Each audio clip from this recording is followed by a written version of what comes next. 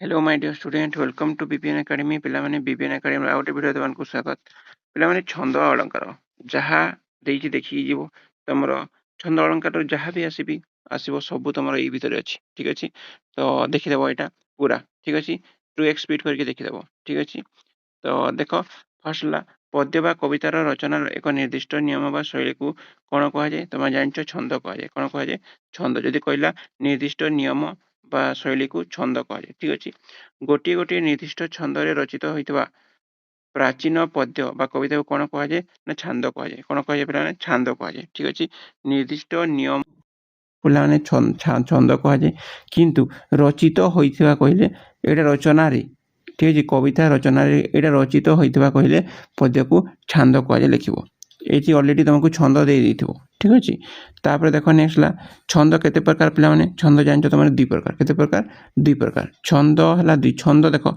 एटा केमि देखो 6 गुटे 10 गुटे दुईटा तो दुई प्रकार ठीक अछि मित्राक्षर तमरो मित्र कि प्रकार थांती गोटे मित्र थांती गोटे किछि न थांती गोटे कोन अमित्र थांती तीनटा थांती तो तीनोटी लिखिबो कोन लिखिबो तीनोटी तो मित्राक्षर कहले तीनोटी ठीक अछि तापर कवितार पंक्ति को कोन कहंती पंक्ति यदि कहला पिलाने पंक्ति कथा कहले पाद कहबो पंक्ति कथा कहले कोन कहबो ना पाद कहबो ठीक अछि देखो छंदर नियम अनुसार रचित पद को पिला माने गान करी कला बेले जो निर्दिष्ट अक्षर ऊपर विश्राम विश्राम कथा कहले पिला माने ज्योतिपद लिखिबो विश्राम कथा कहला माने ज्योतिपद ठीक अछि तापर देखिबा देखो दांडीवृत्त बा छंदर पाद संख्या केते दांडीवृत्तर तमे जानछो 2 केते 2 ठीक अछि पाद संख्या 2 सब पिला माने 2 खाली तमरो चोखी को म रखिबो चोखी आ शंकराभरण ठीक अछि शंकराभरण चोखी आ शंकराभरण जो रहला ए दुईटा खाली चारटा पद रे गोटे पद हबो चारटा पद रे गोटे पद हबो बाकी सबरो दुईटा रे गोटे हबो ठीक अछि नेक्स्ट देखिबा देखो केउ छंद रे पिला माने केउ छंदर प्रत्येक पादर अक्षर संख्या अनिर्दिष्ट माने कोन ना तमरा किछि जणा न थाए केते अक्षर संख्या थाए तो कोटा पिला माने प्रथमटा कोन ना दांडीवृत्त छंद कोन ना दांडीवृत्त छंद ठीक अछि दांडीवृत्त वृत्तर कोसी असंख्य बिंदु थाए कि जणा न थाए ठीक अछि केतेटे बिंदु थाए जणा न थाए सेमिति तमे मन रखिबो कोन ना दांडीवृत्त छंद कहबो ठीक अछि केउ छंदर ज्योतिपाद अनिर्दिष्ट अटे तो एटा से समान क्वेश्चन ठीक अछि नेक्स्ट वेरी इंपोर्टेंट पिला माने सेटा तो टिके देखि थबो देखो शारदा दास को महाभारत केउ छंद लिखि पिला माने मोर म सा कह जे गोटे मसा तार तो महाभारत शारदा दास लिखि देले ठीक अछि महाभारत शारदा दास लिखि देले केउ थे लिखि देले दांडीवृत्त छंद रे ठीक अछि को लिखि देले दांडीवृत्त छंद रे म सा आ गोटे कहबो बरा ठीक अछि बरा माने कोन ना तमरो जो दांडी रामायण अछि कि लिखि देले बलराम दास लिखि देले ठीक अछि आ गोटे मन रखिबो तमरो चैतन्य कोन लिखि देले ना विष्णुगर्भ पुराण चैतन्य कथा कहले विष्णु कथा मन पकाइबो ठीक अछि तो देखो जगन्नाथ दास को ओडिया भागवत केउ छंद रचित जगन्नाथ दास को पिला माने गुज्जरी को छंद रचित गुज्जरी वेरी इंपोर्टेंट पिला माने ठीक अछि नेक्स्ट देखिबा देखो वेरी इंपोर्टेंट तापर देखो गुज्जरी छंदर पाद संख्या केते तो गुज्जरी छंदर पाद संख्या केते पिला माने 2 ठीक अछि तुम जानछो पाद संख्या 2 लिखिबो सब आ गुज्जरी छंदर प्रत्येक पादर अक्षर संख्या केते अक्षर संख्या 9 जानछो गुज्जरी बा नट हमर कोन नटवाणी कह जाय देखो ठीक अछि नटवाणी कह जाय ठीक अछि तो मानको मु ट्रिक बतेथिली जे कोन ना बंगलाश्री 20 तारिख रे माने 20 टी तार अक्षर 16 टी नडिया नै रामकेरी मंदिर को ठीक अछि 16 टी नडिया नै रामकेरी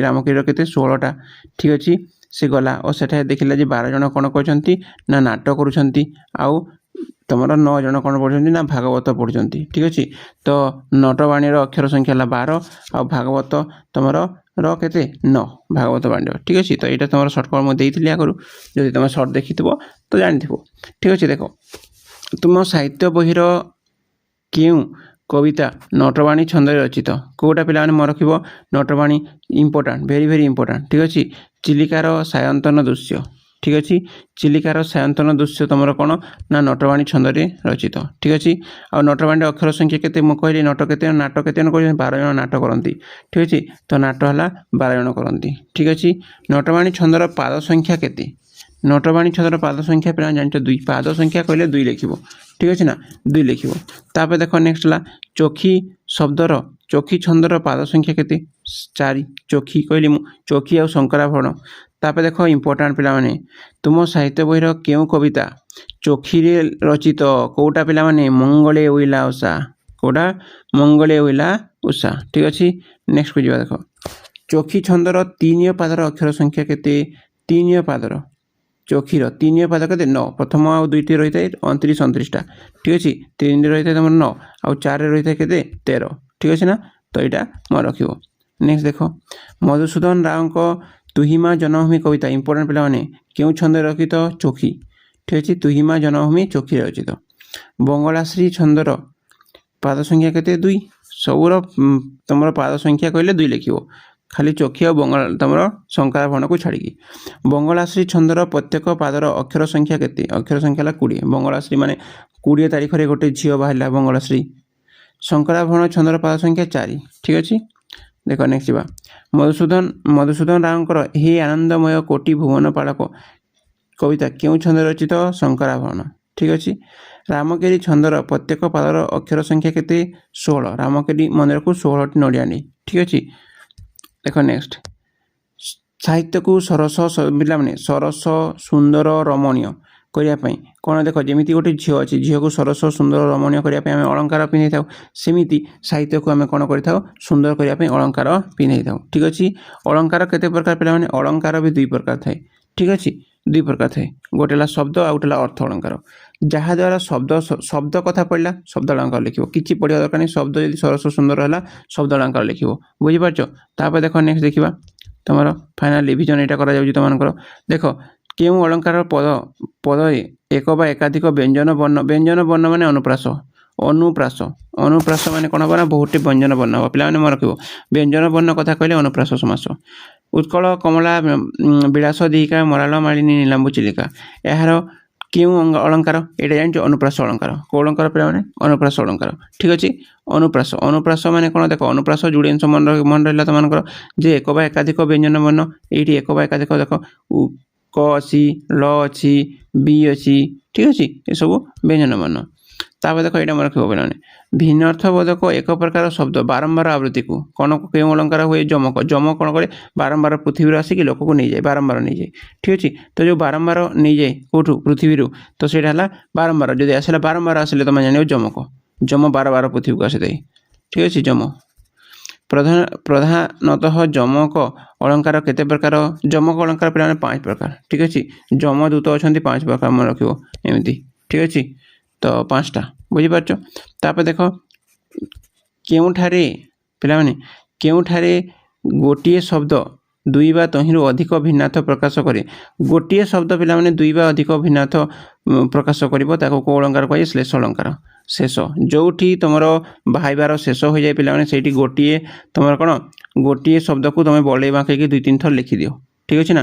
ମାନେ ଗୋଟିଏ ଶବ୍ଦକୁ ବୁଲେଇ ବାଙ୍କି, ଗୋଟିଏ ସେଣ୍ଟେନ୍ସକୁ ତମେ ବୁଲେଇ ବାଙ୍କି 2 ଥର ଲେଖିଦିଅ। ଯଦି ତମେ ଭାବି ନ ପାରୁଛ ତ ସେଇଟା ହେବ ତମର ଶ୍ଲେଷ ଯେତେବେଳେ ହେଇଯାଏ, ତମର ଶେଷ ଯେତେବେଳେ ହେଇଯାଏ, ମନେ ରଖିବ ଶ୍ଲେଷ ଲେଖିବ। ଠିକ୍ ଅଛି, ଯେଉଁ ଶବ୍ଦ ଏକାଧିକ ଅର୍ଥ ପ୍ରକାଶ କରେ ତାକୁ କ'ଣ କହନ୍ତି?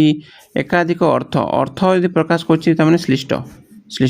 ଯଦି ଏକାଧିକ ଅର୍ଥ, ଗୋଟିଏ ଶବ୍ଦ ଅଛି ସେ ବହୁଟି ଅର୍ଥ ତମକୁ ଯଦି ଦିଆହେଉଛି ତାକୁ ଶ୍ଳିଷ୍ଟ ପଦ ବୋଲି କୁହାଯାଏ। ଠିକ୍ ଅଛି, ଶ୍ଲେଷ ଅଳଙ୍କାର କେତେ ପ୍ରକାର ପିଲାମାନେ? ଶ୍ଲେଷ ଅଳଙ୍କାର ତମର ଭାବି ଯଦି ପାରୁଛ ତାହେଲେ ଗୋଟେ ଲେଖିଲ 3ଟି।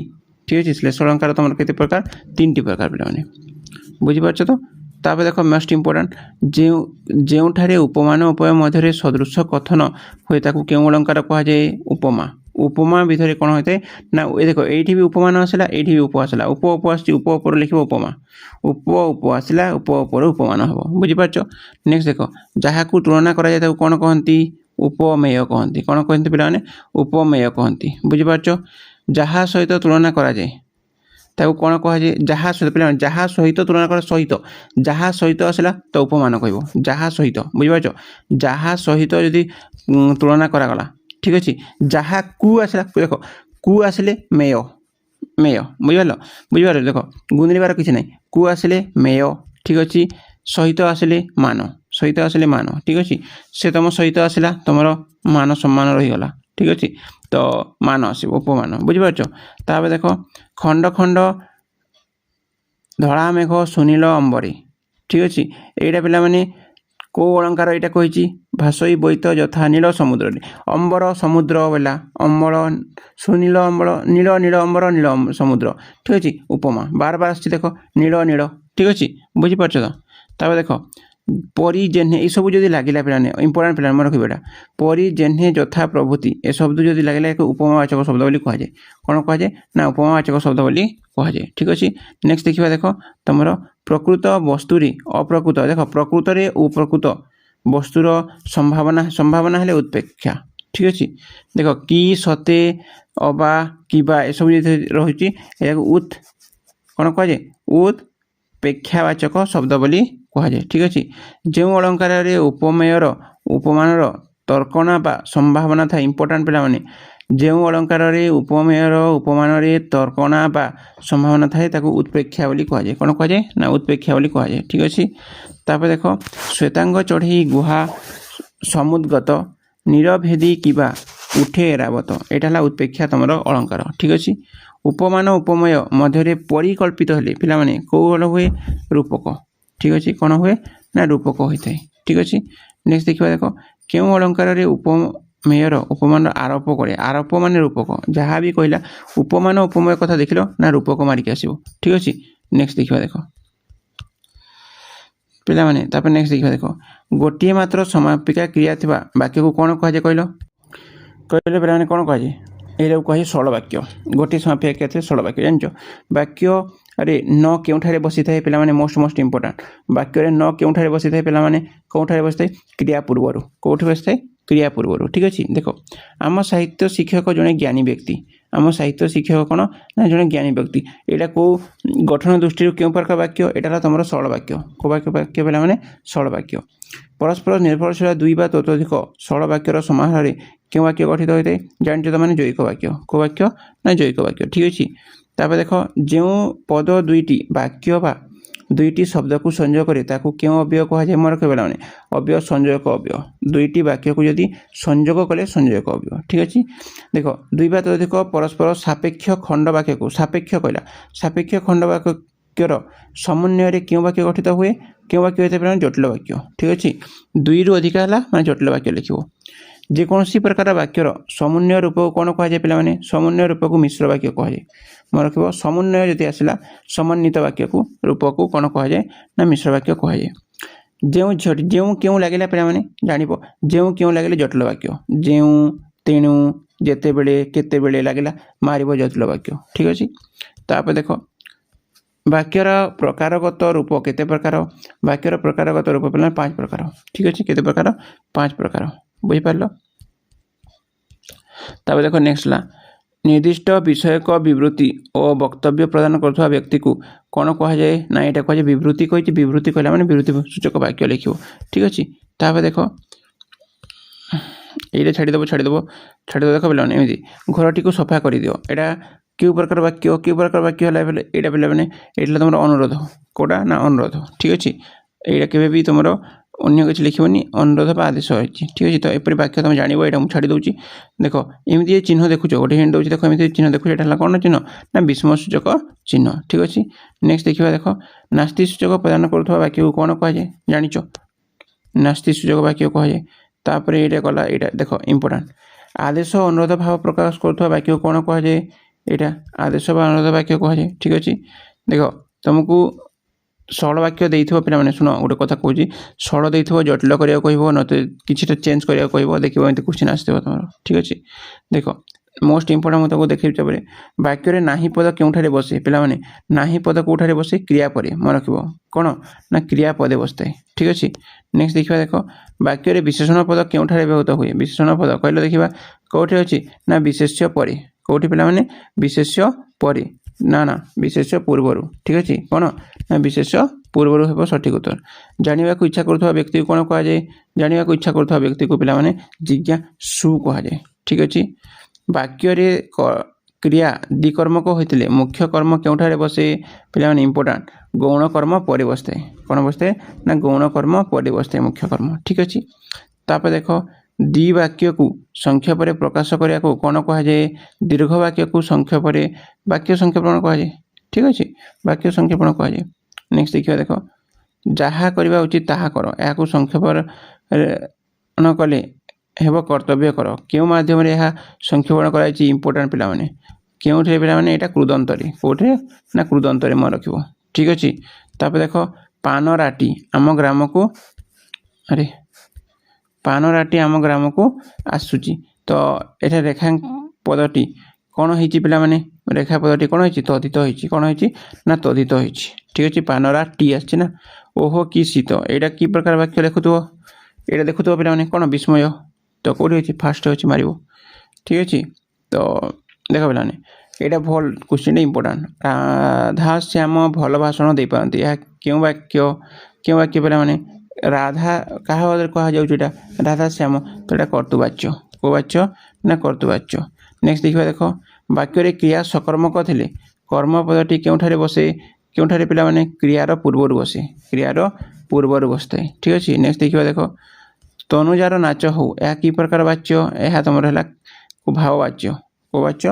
ଭାବବାଚ୍ୟ, ଭାବବାଚ୍ୟ ତମର। ଠିକ୍ ଅଛି। ନେକ୍ସଟ ଦେଖିବା, ଦେଖ, ଗଠନ ଦୃଷ୍ଟିରୁ ବାକ୍ୟ କେତେ ପ୍ରକାର ପିଲାମାନେ? 4 ପ୍ରକାର। ଠିକ୍ ଅଛି। ଏଇଟା ଏମିତି ଦେଉଛି।